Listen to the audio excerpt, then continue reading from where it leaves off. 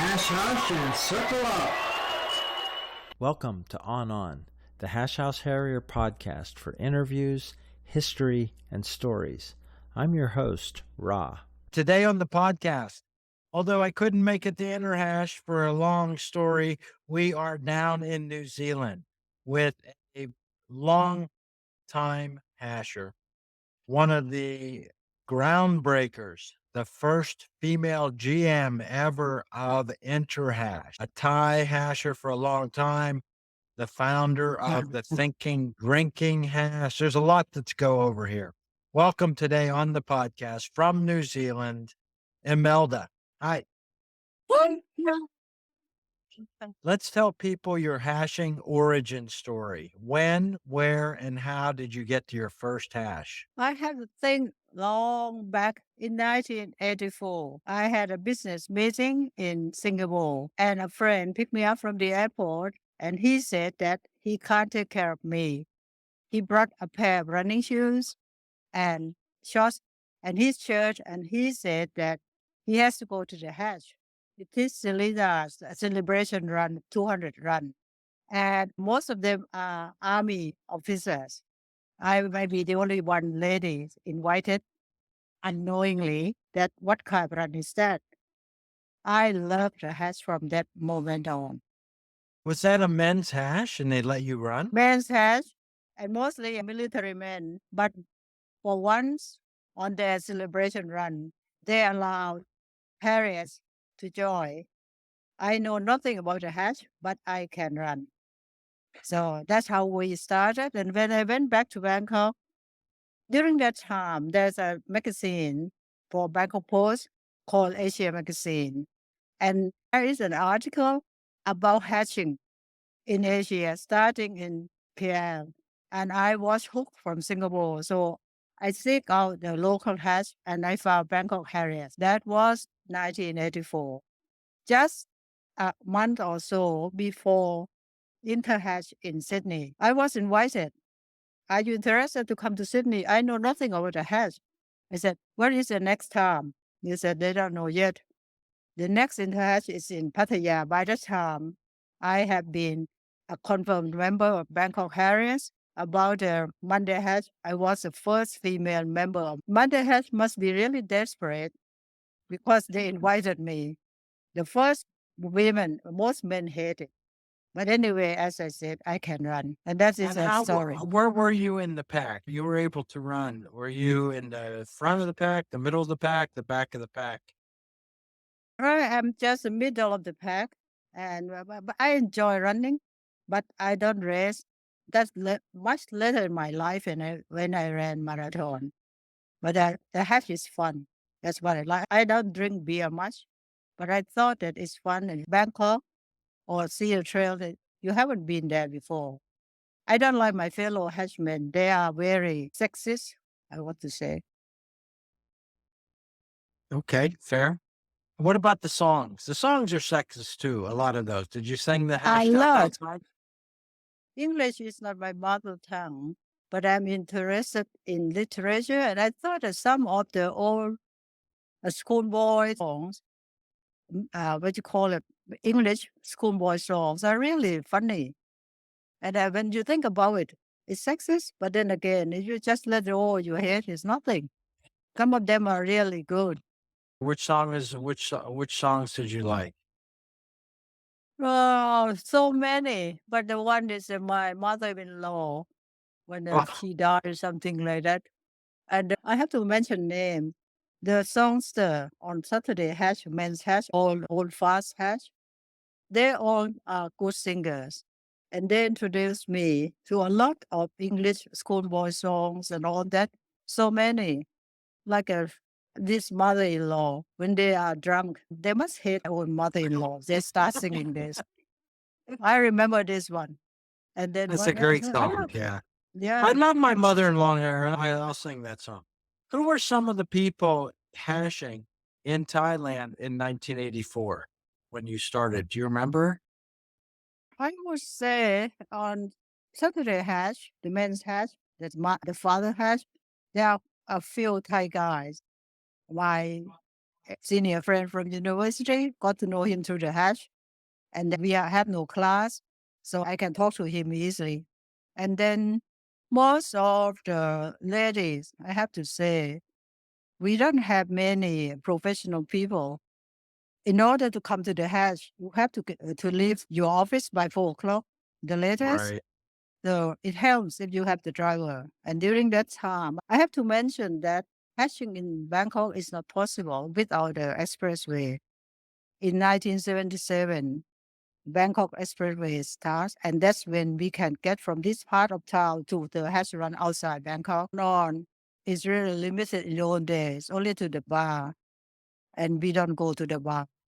So we try to find restaurant that accept people, especially Farang, running in running shorts, looking really off, I would say off in Thai. Inappropriate, looking inappropriate. Yeah. They come, they troop in the restaurants to see the rest of the people. They look at us strangely. What are these people? All that. So we have to talk to the restaurant beforehand, saying, "Look, we have about 20 people coming in. They are going to wear shorts and all that, and they want a lot of beer." One of the restaurant owner asked me, "Are you shareholders of Singha Brewery? Or you order so much beer?" I said, "Oh no, these people drink beer, so you have to stop beer. The other food is not important." I don't know. I attend Wednesday Hatch. I think we are in those days we are very famous for on. We chose good restaurant, beer flows, nice stuff. And if you are too drunk, you leave you by the wayside. The food seems to be never ending and seems to cost almost nothing every time I've been on the hash. It seemed like every hash I'd go to whenever I was in Bangkok took an hour to get to it, wherever it was. It took an hour, but the after was endless food. Did you go then to Pattaya Interhash in 1986? Of course, because you see, I represent Bangkok Paris during that time. I'm not quite sure, but I have been roped in by Tim Hughes to be one of the committee. And I went to Pattaya a lot to regular trail. We have the run and two very famous train is by the Harriers in Pattaya. That is my first interaction and made a lot of friends. And some of that friends I met over the weekend became my friends until today. I have to mention Melanie from Singapore Harriers. In every Interhash we met. Friendship formed at the hash lasts a long time. Let me tell you. Yeah, it's a most wonderful thing about it. Let's talk about Magic Hughes. People who started hashing even 30 years ago may not have met him, but he was such a key figure in the hashing world. And of course, he was in Thailand. What are your memories of Magic? He is an old school Brit, but what I remember him so well, he's very kind. He has never said anything out of context, and he never swore in front of us. Whenever we had a meeting, first thing he asked me is about my children. Are they well? And then second, how about your family? Everything is fine. Tim is very kind man, high-hearted, and he never let the drinks or anything. I have never seen him lose temper. We had a lot of meetings at the British Club, and not everybody agrees with him. So there's a lot of just heated arguments, which your accusation flying past. He never lost his cool. And in front of me, I don't know the details, but he had a lot of trouble with Pattaya Hash because you see, in order to organize Interhash in Pattaya, it's not easy. And Bangkok Hash, we have to learn the role, how to blend in with Pattaya Hash, how we have to go there. So often every weekend, all our children have been dragged to Pattaya because we have to regular trail. The children, we left them on the beach. They got bitten by stuff like that. They said, "Mom, when this Interhash is over, are we coming back to Pattaya?" I said, "We will come back, but we stay in a good hotel, not on this cabin." So that is my learning the rope through Tim Hill that I admire him a lot as a man and as a friend and as mentor. What kind of business were you running in the 80s? I work for the polyester producing company, and my job is to providing raw materials. So I travel a lot. All the chemicals that Thai melon or polyester my company cannot produce or cannot source in Thailand, I travel the world to get the cheapest one, the best one on that. And through this business, I met quite a few hatch friends in business, and then for later they became good hatch friends, and some of them have been friends until today. Our children know each other and all that. The business you had was not on the scale to provide hash T-shirts, was it? Oh, that one is easy. In Thailand, to get hash T-shirt is easy. I don't need a sponsorship. Some company is willing to do, but my company would not. But I can do that, you see, in my capacity as you see, someone who can get support from anywhere. Get the T-shirts is nothing. Yeah. Okay. The weather's nice. Really, if you're running in Thailand, it doesn't matter whether it's raining or sun. Actually, the sun is probably worse. It's better to be raining. You can stay cool. It's just a wonderful place. People are happy and welcoming. How did, after your experience in Pattaya, where you had a lot of work to get through the weekend, what was the origin of the thinking drinking hash? We have a good hash friend. As I said to you, that there are Saturday hashers who are thinking of just for the confinement of their own British hands. Some American hashers we get together and they say, "Oh, let's go out of Bangkok and find a new trail somewhere." So we decided it's going to be a weekend hash. But weekend hash means that you are committed to go every weekend, which is not possible. We have children, we have work, we all that. So we decided, okay, let's make it once a month. And the first one, we have to choose the place enticing that you can convince your fellow hashers to get on the train. I'm a train freak. So anyway that you can go by train, I go. So I convinced my fellow founder, Dr. John Lugan. John is quite a man. He is still alive, so I won't say anything bad about him. He is really good in this kind of thing. So he said, okay, let's go. We choose a place outside Bangkok, not too far. The one that we can go within a few hours. We spend a night, have a run. And the run is impromptu. It means that you see, the horse has no idea that he has to lay the trail. And it must be the place that he has not been to. So it means that the train stopped, we drop him there and said, you lay the trail. And then at 5 p.m., we meet up and we go on the train. I have to mention the first half to the history is Colin Alexander. He's now living in Scotland, in Aberdeen. Clone the Barbarian. Yeah, Barbarian. From time to time, he came to Bangkok with his vested interest in one of our areas. So he made a trip from Singapore to Bangkok nearly every weekend just to see that lady. And the lady doesn't return the compliment. I have to put it. Yeah, I have to put it. Yeah, the lady doesn't return a compliment. Anyway, he was the first hair and he didn't even know the town. So what the train I remember quite well, he took us up the hill and he took us down the hill, the same hill a few times. So we ran around in a circle. We nearly killed him in the circle. That's the first run. That is on the seaside. So we learned that from that time on, TDS3 never run in Bangkok. And the hair who organize the run every time, they have to try to outrun the past run. You see what I mean? If this one is Yeah. good, next one must be better. And if every run, the hair think that this is the best run, we think otherwise. How did the name come about for thinking drinking? Yeah.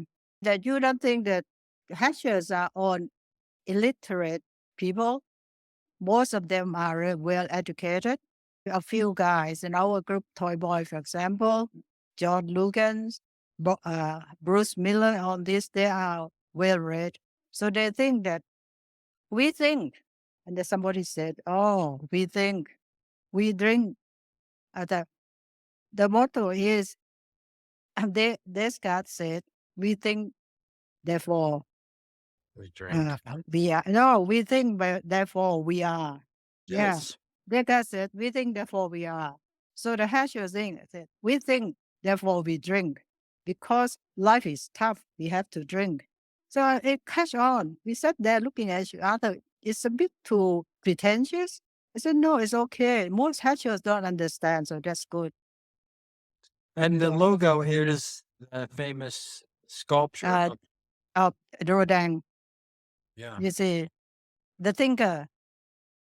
So that When did- John, Yes. When did TDH3 become an event associated with other events like Interhash and things like that? It started to become an event done at big weekends.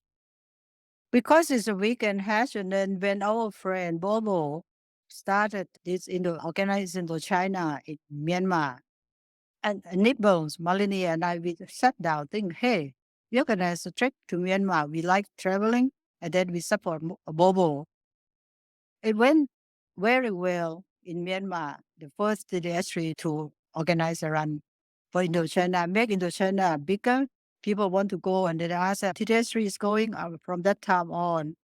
We go everywhere that Indochina has organized it.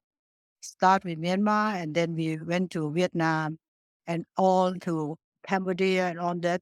We touched base with local hashers saying that, hey, TDS3 is coming from Bangkok. And it helps that we know a lot of people. We have a lot of friends in every port of call. And it's always a joy to go to the town. You know your friend that they are happy to see you and you are happy to see them. And along the way, you made new friends. Then we hit 1988 and the Interhash is really becoming bigger and bigger. Were you attending all the Interhashes from 88 and 90 and on? Yes, until the last one I attended is Chiang. And then in 2012, Interhash was given to Indonesian Hash in Yogyakarta. We decided to go to Africa. So we split. And that year we went to Addis Ababa. And then 2014, we decided to support our little friend Higgins. So we go to Brazil. We had a really big time in Brazil. So DDS3 has a really big run in Antwerp. I would say that's the best run ever. The No, biggest really. DDS3 in Antwerp because again organized by train, running under the river. We have never done that before. They open the tunnel for us to run through. And that is the thing that I won't forget. For me, if you ask me, is the best one for TDS3, I would say Antwerp, the biggest crowd. Let's talk about the beginning of the idea to hold Interhash in. Eventually, it was Chiang Mai, not Bangkok. But how did the idea first come to bid for Interhash? We have been to all modern Interhash, and I thought that in Thailand, Phuket hosted in 1992, and I thought that Bangkok is not possible. Bangkok is too big, and it's going to be really chaotic for us to organize that. With the authorities that we have to go through in Bangkok is impossible. At the end result would be disastrous. So I thought the only city outside Bangkok is Chiang Mai. Because Chiang Mai has the scenery, is well known, and then again, frankly speaking, personally, I know quite a few Colombian people there, you see, old friends from the university connection and all that. It's easier to talk to them than a town that we don't know anybody. So we decided to do that. That Chiang Mai has that stadium, they're big enough. We didn't expect 6,000 people. We thought if we got 3,000, it's going to be okay. When we found out it's 6,000, there's no other way that we can go anywhere else except that stadium. So I have to be very nice to the people in Chiang Mai, the authorities that we are going to bring 6,000 of them coming in all kind of transport, trains and stuff like that. We need big support. Before we bid, I went around Chiang Mai talking to people. Ministry of Agriculture, that is the Department of Conservation, because we have to run in the reserve, in the Forestry Department reserve. We need a lot of consent before we bid. So when we went to Cardiff, I was very sure that we get full support from Chiang Mai. And local Chiang Mai hash chapters, they are really strong and they are behind us to bid for it. What do you remember about actually bidding and the Interhash in Cardiff? Oh, let me air my, what you call it, my complaint. Grievance. Yeah. Yes. Thank you. You give me a chance to say something that I want to say to all the hash world. In Cardiff, I was really, what you call it, nervous before we were called on to present why people should vote for Chiang Mai. But I don't know whether our opponent remember what he said on stage against Chiang Mai. A lot of people down there shouted up to me and asked me, they don't listen to what I said about property and things in Chiang Mai.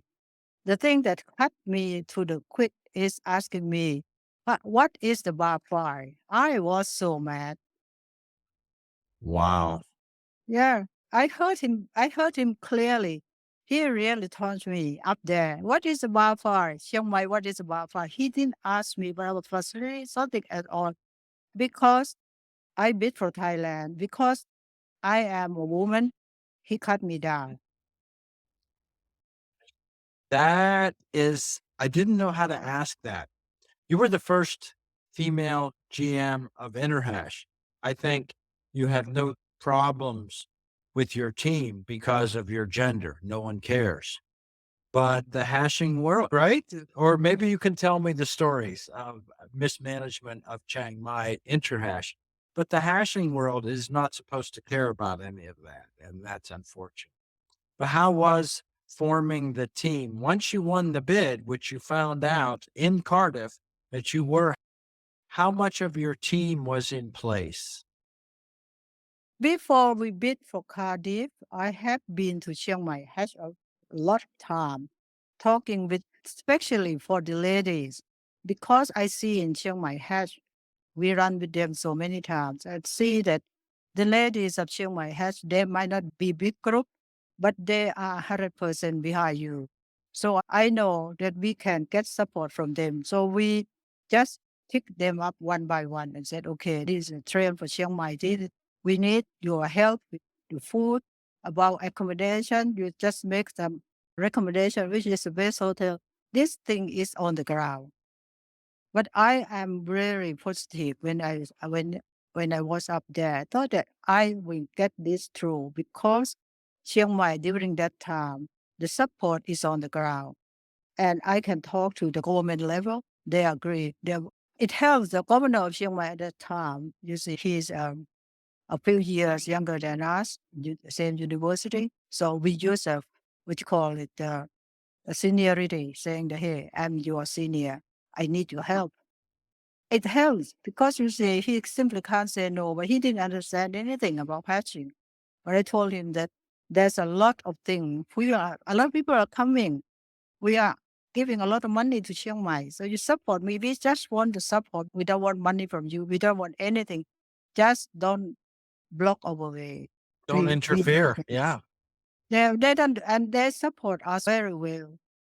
And but the best thing, Ra, is not Chiang Mai alone. The supporting city, especially Sukhothai. We have a big deal with Sukhothai, and that is what you call it. Tourist Organization of Thailand told me that you did it better than we do it ourselves. That is it. That is in Sukhothai. Yeah. Yeah, because we Well, organize yeah. we Let organize me a ask. hash train. Yeah, your love trains. And I took the Yeah. train from Bangkok Yeah. to Chiang Mai and back. I took the sleeper train. And yeah, it's a great experience. Let me ask you a couple things. One, you didn't know how many people would register, but you Yeah. had to do a price. You had to have a budget. How was financial management of the hash? At that point, You were taking all the risk. There wasn't a bailout fund. There was no company with deep pockets to fix things if things went wrong. How did the finance management go? Was it scary? Was there any bumps? I have to say that the most important cost in Interhash is the beer cost. When we won the bid, the first thing I did, I rang Bangkok and told my contact saying that we won the bid. I need a meeting with the top boss of Singha Brewery. You need some tactic because Singha Brewery is big. They don't care about this a small event in Chiang Mai. So I need to see this guy. My contact in Bangkok make an appointment for me. As soon as I get back to Bangkok, I went to see him and said, look, we expect about 3,000 people in Chiang Mai. We need support from you, this and this. He looked at me and he said, 3,000 people, how many barrels of beer? I said, I don't know. I said, what we drink a lot. Pre and post loop is all in Chiang Mai and all that. So he said, okay, you estimate how much you want beer and we give you the special price. That's not good enough. I want free beer and I want a lot of sponsorship from Singha Brewery. So I went back home and my sidekick or my best friend is a toy boy. He advised me, what can you give him? Total sponsorship means that he told me to ask for the stage, the lighting, all that costs money. So we asked Singha Brewery to be responsible on all that, and they gave us all. Because I threatened him that if he doesn't agree, we are going to go to his opponent, that is Carabao then during that time. And Carabao is really dying to get in touch because that it means that they come into Thailand very full, challenging Singha Brewery. And Singha cannot let that happen. They are the biggest in Thailand and they have to get in touch. We play these two brewery against each other and we got Singha Brewery. That is my pride for Interhash. I got that really clean. When you left Cardiff, the team that you had, the key people that would end up being in charge of haberdashery, trails, finance, transportation, how many of them were set and ended up being the team 2 years later? Most of them I have in mind, and I talked to them before. I know them well. So for example, let me say about the finance. Neil Hitchinson, he is own brand on the hash, and his business acumen is proven. He has what you call cool head, and he doesn't suffer fools gladly. So I trust him with finance. So we digest figures all the time. We come to up to what is going to cost, what profit we can think that we can clear and things like that. We don't know how many people are coming. So what I do during that time is that we don't pay anything upfront. We just tell the government that we need the stadium. That is important. If you don't get the stadium, that's finished. You can't go anywhere. So they said, oh, you pay the down payment. I said that it's 2 years' time, can be paid in 1 year's time because at the moment we don't have any money. It's government. So you say, if you know how to talk to them, they agree. That is the biggest thing that the overlay that we have to do. Second is about food. Kim Choba, our lady in charge of food, she is stationed in Chiang Mai. Her team from Bangkok to Chiang Mai. Then we go around visiting so many restaurants and places how I can feed the hash people. The worst thing is hash clubs all over the world contact us. They want to do the special run. They want us to recommend which is the trail, which is a restaurant, which is the best way to. They try to outdo each other, and we have our own problems too. So that is a thing that you say. You got to make a lot of friends through Interhash about these special runs. And again, I think I made a lot of enemies too. The people who couldn't get their way. But it's good fun, Sure. come to think of it. What ended up happening with your management meetings? A lot of people have never been on a committee of such scale? How often were you meeting the year before and as the event approached? I have to say that the core committee remained intact. There are quite a few disagreements. There are quite a few misunderstandings. All that we sorted it out. But if you see outside the core committee from some other hashes, they come in and they don't like the way we carry on. They disagree. So we said, okay, it's up to you. It's your choice. You don't want to come to this interhash. You don't want to delay the trail. You think your hash is not possible, and it's fine. Let us know. Everything is not. It's not smooth sailing. If I think of this all the time, I go crazy. So I go home, just forget it. So we have the core people, as I mentioned, Nibbles before for TDS3. I wrote in all friends from TDS3 because I Let's, trust them. I let's trust talk. them. Who were your core team? Let's name them. Let's name it. My sidekick is Toy Boy because he support me 100%, whatever I do. But he told me that not everything I do is right. So he has to rein me in. That talking too sharp with other people, because you create enemy. But when it's his turn to talk, he's worse than me in a way. So second in command is, as I said, Hex. He is a financial director, and he is a very cool head. He come and too cool because when I look at his figures and my blood froze. I said, "You think we are going to lose money?" And he said, "If you carry on with the restaurant to provide food, you are going to lose money." Something like that. He checked me in all the time. And free run is not possible. We won't give free run. That's something like that. But he ran us and he keep me informed. This is registration money expected. This is the cost of the food. This is the cost of the stadium, the hidden cost about overtime, stuff like that. It came so professional. So you see, I trust him about this, that I don't have to go through that. But every week we look at the figures when the registration keeps rolling in and the cost of the food and the cost of the this and that coming in, we start to see that.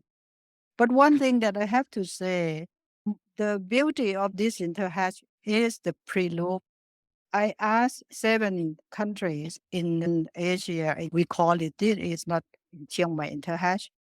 It is Southeast Asian international. The 7 countries, I asked them to help all the GM, Vietnam, Cambodia, Laos, Malaysia, Singapore, all that. We asked them to come in. So you see that the train trip, this is really great fun and bring a lot of people. We got 6,000, I think, come from this train trip. A lot of train freaks like me are in the hash.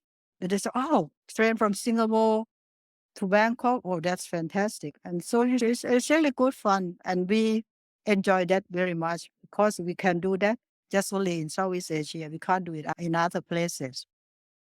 Yeah, that was something that people still talk about, are the pre and post loops. We Yeah. went to Vietnam afterwards. When I was in Rwanda, I met the woman who was in charge of the Cambodia pre loop. The event was magnificent, but people talk about the travels and the befores and after. For so many people in the West, it was countries that we hadn't been to before, because Thailand's easy to get to, easy to hash in. And then one plane or train trip away, we were in another culture. That was magnificent. Yes. Let me ask you about one more thing before we talk about the actual weekend.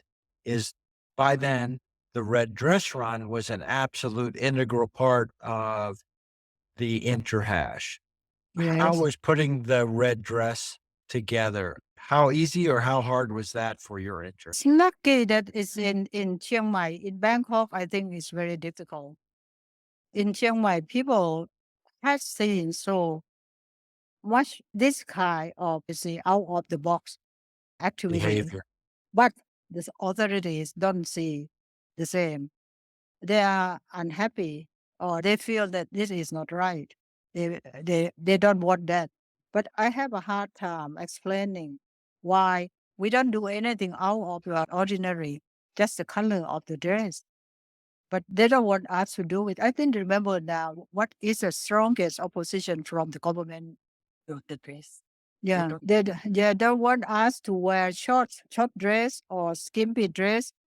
And the trail is in the city in Chiang Mai, passing through 7 really beautiful temples. And one temple, the Royal Temple in Chiang Mai, is off limit to women. Frankly speaking, I don't want to go through this temple. I don't want to go against the local belief and things like that.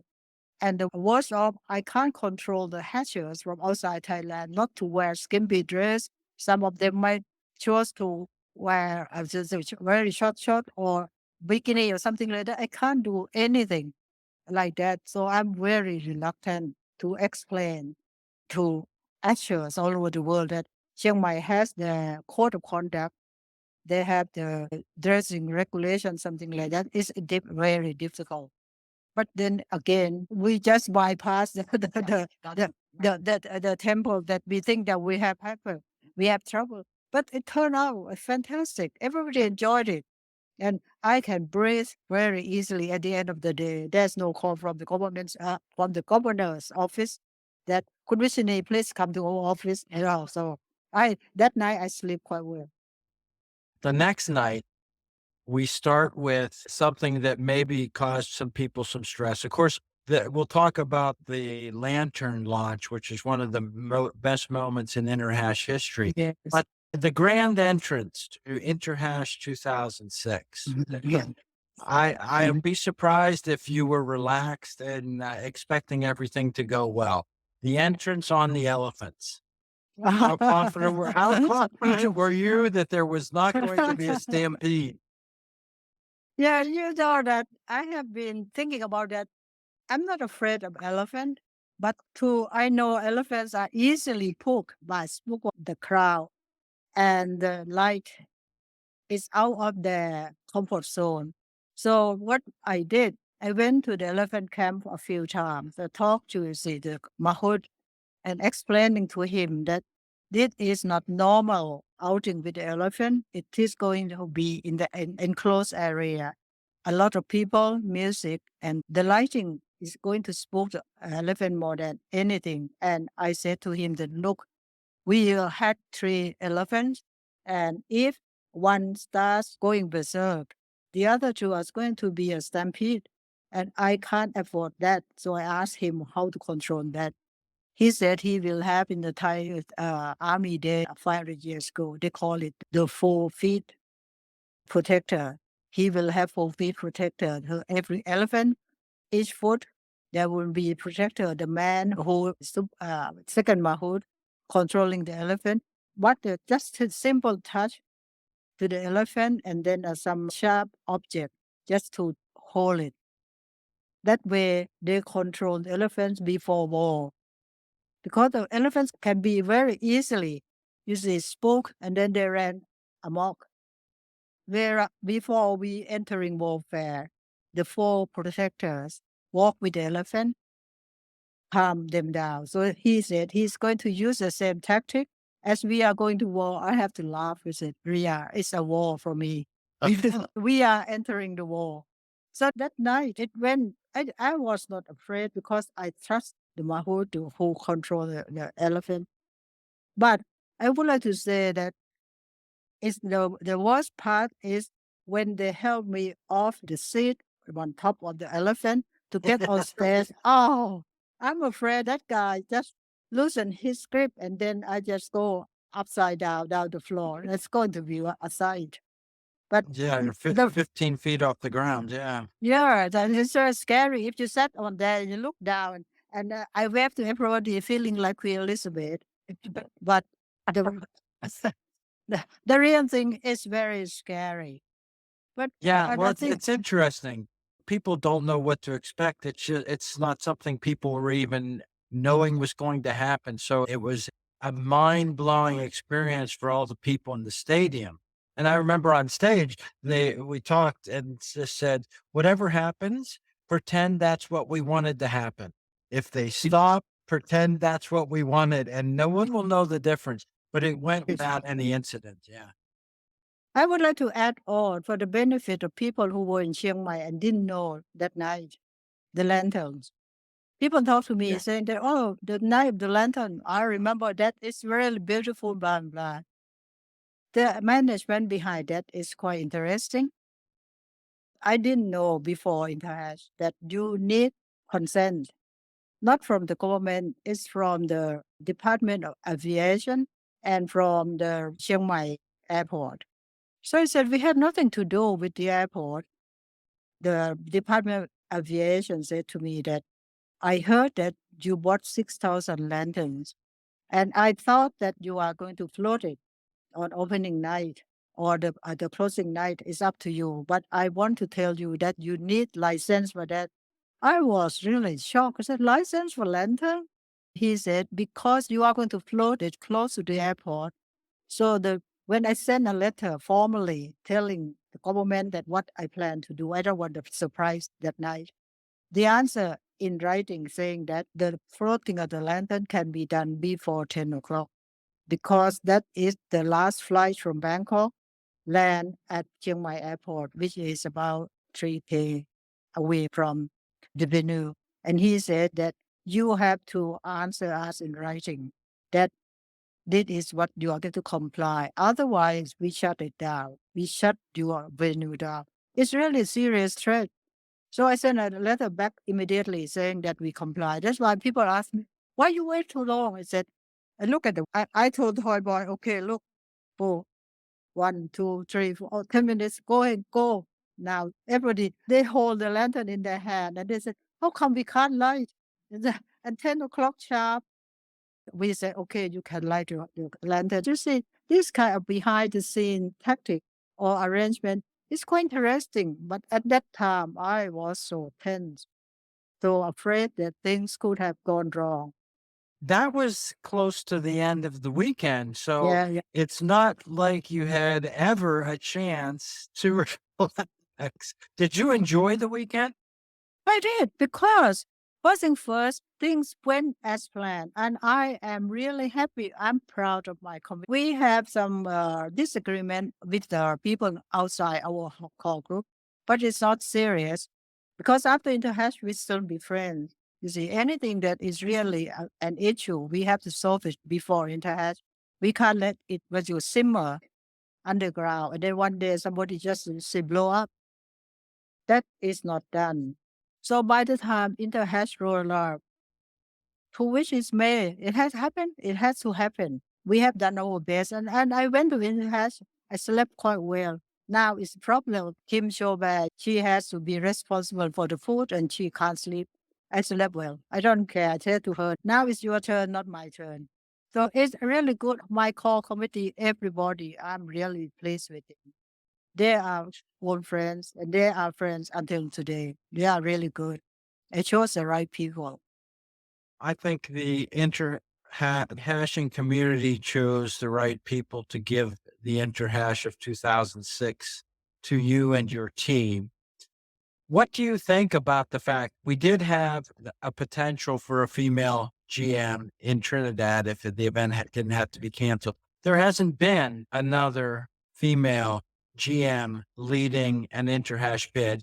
And in fact, it's been very difficult in the last couple of years to get more than one or two bidders for interhash. So what do you think about interhash? We're going to be coming into 50 years of interhash in 2028. We do expect a couple bids, but it's getting thinner and the world has changed. Could what you did in 2006 be done today, do you think? I am getting old and I rarely hash. So you see, at the moment I follow because I keep in touch with hash friends, like Occupy sitting next to me. You see, he harassed me from time to meet up and things like that. So I'm informed about what's going on. You need the venue that anybody who's going to bid for Interhash has to think of the ground first. What kind of local community and what kind of local government?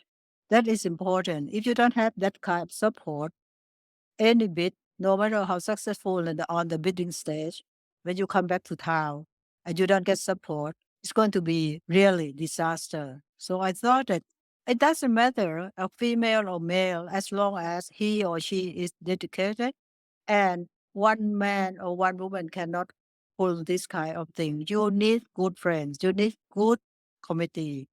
You might not agree on everything, but you have to trust the person. You show that he or she is capable. Your job is to steer he or her the way you want to. And it's collective decision, not your own decision alone. I think that anywhere in the world, they have to think about the local first, whether the ground is ready. If the ground swell is not ready, there's no point. You win the bid, and where are you going? And people who vote for at the bid has to think about that destination. Do you want to go there? And if you go there, what you want to see? The bidder has to know what the hatching committee wants. We are lucky. Chiang Mai is well known. Our job is to see, to pave the way, make sure the ground is ready, which is not that much. Get a good committee. But other country, I don't know. If you want to do that, if they want to bid, are they ready with the ground? This is the thing. You can't build it. You can't build it in 2 years. It has to be there before. But let me ask you about one logistics thing, which had to have been a challenge because of the size and the capacity of bus drivers. Oh, Knew the area. oh, yes, it is a nightmare. The first thing, because we have been to many Interhash, especially in Pattaya, what Pattaya went wrong, we won't repeat, that is for sure. You see that I was a hand in Pattaya and I had a hard time with the transport. Pattaya is small comparing with Chiang Mai. So we went around to a lot of bus company. First thing was try to help the government control company, but they can't deliver. So you have to understand them quite well. We spend a lot of time to talk to the bus company that this is the real thing. It is not a joke. If you don't turn up on the day, we kill you. That is easy. Because if the bus driver doesn't turn up, the bus company doesn't deliver. Look at about 200 hashers in one side. 1,000 hashers can't be moved. Disaster in the biggest scale. So this is the thing we think in the beginning. Lucky you say Chiang Mai is a tourist town and it is a center of government of the north. So they have a lot of facilities to back up. Suppose Chiang Mai break down, we have Lampang, Lamphun in the vicinity to help us. But lucky we don't have to do it. Chiang Mai is just a great city on earth. It's so fun. And back then, I don't know what the status is now, or you may know, Chiang Mai Bunnies was operating, and it was a very small hash, all female. And if Yeah. you were a visitor from out of the country, you could hash with them. They would put makeup on you. It was just such fun. But it was an example to, I think we went shopping during the trail. And after the trail ended, we had a circle that lasted for an hour and a half. Then we went to a first restaurant, and all the Harriet's husbands are like, "We're going home to bed. You guys," they just, with visitors, they would stay and just be the most welcoming crowd. But I want to talk about relationships. Toy Boy, Oh, is hashing good for relationships, and are relationships good for hashing? I have to say, now we are getting personal. I have to say that we met on the hash, but our personal life is not hash related. That you say that we have life outside hatching, and we, especially him, he's traveling a lot. We live apart for a long time because he was stationed in Rome. He hatched with the Rome hash. I hatched in Bangkok. Hatching doesn't play any major part in our private life. I think we take each other. I take him as a man as he is, and he takes me as a woman as I am. So nothing to do with the hatch. He just rein me in when I uh, swear like a trooper. He said to me, "That's not done," and that's it. So I just shut up. Something like that. We understand each other as man and wife. as human being, the same kind of what you call it, intelligence. I hope that my intelligence can meet his. But hatching just is a flavor. It's like a running club. He likes running. I like running, and we really enjoy it. He supports me in every hatch. I want to go to Interhash. He come with me. If I leave him alone at home, he's okay. And he is not that type to go out and drink with his buddies and like that. I think that the first time we attract each other because we can talk to each other for about things outside the house. So that is the thing. The people said, "Why did he get the name Toy Boy?" I said, "That is a nickname bestowed on him by all the friends who hate him from Southside has Hong Kong. They hate him, and they said, "Okay, you are such a toy boy for the Bangkok Harriers." That the name stuck. He is not my toy boy. He's a toy boy for Bangkok Harriers. That's a Southside has who hates him. You're right. Let's talk about your name. Who named you and how did you get your hash name? Oh, that is quite hilarious. It's in Manila again. In the hash in Manila, that they said, "Did you have a hash name?" And I said that no. I said, "Do you have the running name?" I said, "Nothing."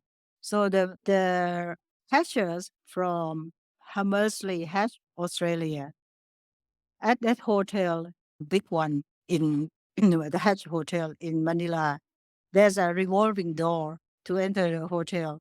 So you say we were on the wrong side with them. And then the revolving door, I was wearing the T-shirt made by my hat shirt pay. I printed Grand Mistress. So that guy looked at me. "You are Grand Mistress? You make this revolving door stop. We want to get off." I can't. So they said that, "Oh, Grand Mistress, you can't do anything. We will name you Imelda." That was that. During that time, it's a big scandal in Philippines, 1990. That's That's right. That's exactly when it was. Right. Yeah. yes, and the name stuck. So they thought that I had 3,000 pairs of shoes. No, that's because of one T-shirt, Grand Mistress, and that's it. When did you leave Thailand? I have never left Thailand permanently. I live in two worlds, 6 months in Thailand and 6 months in New Zealand. 25 years ago that we got a farm here.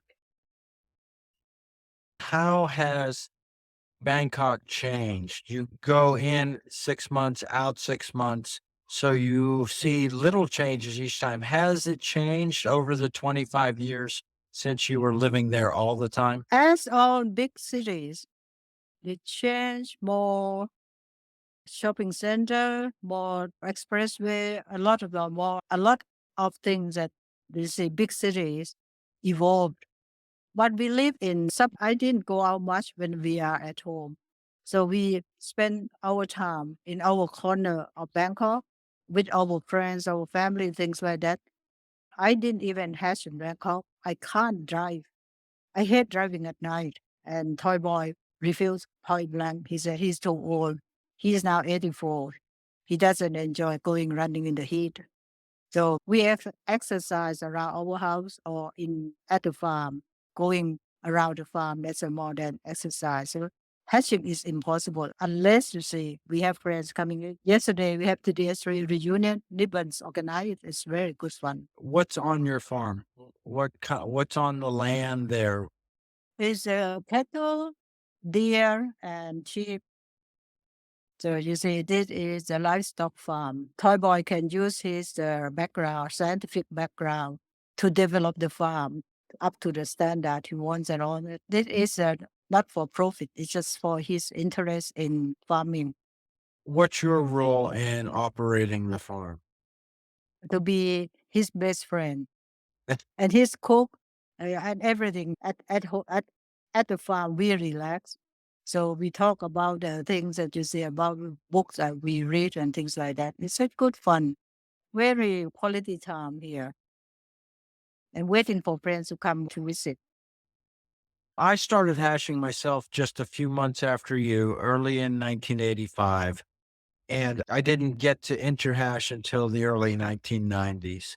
But it was a wonderful time for hashing everywhere in the world. I think Yes. not just Asia and Europe and Australia and down under, everything. It was an amazing few decades there from the Yeah. 80s until Chiang Mai Interhash. So if you were going to be most active, I think that was the sweet spot. For all of us that hashed, I think you'll just agree it was the most wonderful thing we could have imagined finding. And I'm sure, can you imagine what your life would have been if you hadn't been pulled to the hash in Hong Kong? I don't know. I like traveling. So if I don't have, I still find my way to see the world. But I won't make as many friends as in the hatch. This is the thing that I always thank my lucky star that because of the hatch, I got a lot of good friends and a lot of friends that I kept in touch all the time, regardless of where they are and regardless of who they are. You met in the hash, you go to the hash near. Then I just want to say, for the many people that you don't cross paths with anymore, for the great Interhash, thank you for all you put in, the effort, and just a little glimpse of what went behind the scenes for you and your team in Chiang Mai shows how much you put into it. And just thanks. My pleasure. One question I ask everyone on the podcast, I'll see what you react to. Is the RA always right? The RA is always wrong. The GM rules over the RA. Yeah. All right. Well, is Occupied still sitting there next to you? Yes, Yep. he's here. Is Imelda gonna hash in Antarctica? We have subtly broached the question. Mhm. I know that Ferret, who is similar in age to Toy Boy, is considering it, but I don't think that is going to inflict enough peer pressure on Toy Boy to make that journey unless there's a way that we can disguise the boat as a train. Yes. Right. When they build a train to Antarctica, Imelda will be on it. Yes. This will be very popular. People will be very glad to have heard from you. And the interhashing world, there's a lot of people weren't hashing 18 years ago that know nothing of the history. So you're telling of the history before it all the way through that. That's going to be very fun for people. Are you still running? Or do you go running still? Or just walking around the farm? Yesterday. This is what I was going to say was that yesterday, for the first time, there was a hash on the property and the hares were Toy Boy and Imelda TDH There are three run number 79. Okay, right. He's here. Hi. My toy boy. How are you? Well, See him? You yes, chat. I'm yeah, it leaving. looks great. It looks great. Imelda told us how you got your hash name, that you reined her in and you were the consigliere for Interhash, where you were just making sure that no one assassinated the mafia leader of Interhash 2006 in Chiang Mai. She says she couldn't have done it without you. It was a very nice telling of the background and the whole team. Glad you enjoyed it. Okay. Did you know Magic yourself? Tim, you Yes, it did. Yes. When I hashed in the Saturday hash in Bangkok, that was in his time before he died, some years before. I saw him at Cyprus Interhash Yes. in 96. He came up a week early and I was over from Cairo a week early, and we put the wrapping around the stadium post bowling, and so we had a week together just working side by side while Urine dropped off beers all day long. So I got to talk to him for a couple days, and I hadn't really known him before that. And he wasn't around much longer than that. He's one of the persons I was thinking of when I started this project and said, wow, wouldn't it be great to have in his voice the story of all this history? Now we've got Chiang Mai. What about you, Rai? Have My you talked hat? to him? No, the Rai from Cyprus. Have you talked to him? I interviewed him. I saw him this summer too. I know him really. We're Really? really good friends. I did interview him about 3 years ago, and he went to Oh, Eurohash.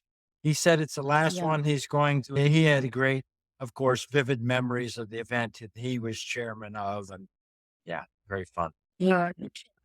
Hey, Ra, we were talking earlier today and we came up with an idea. And I thought now that you're here, we should probably, ask you what you think. I'm not quite sure how to approach it as far as what to call it or something, but we're talking about people who have passed on, and we're talking about That's true. sometimes how even in today's world, sometimes I know people by their hash name and I've never known them by their mortal name, or you forget their mortal name. So we were thinking of trying to work up an obituary website or something by hash name of people who've passed on. I built one. If you go to halfmind.com, I do have a collection, and I asked people, and I didn't promote it enough. There is a place for it on the Half Mind website. I do have about 30, and I collect it. Tim uses on there. Anytime people died, I said, send a write up.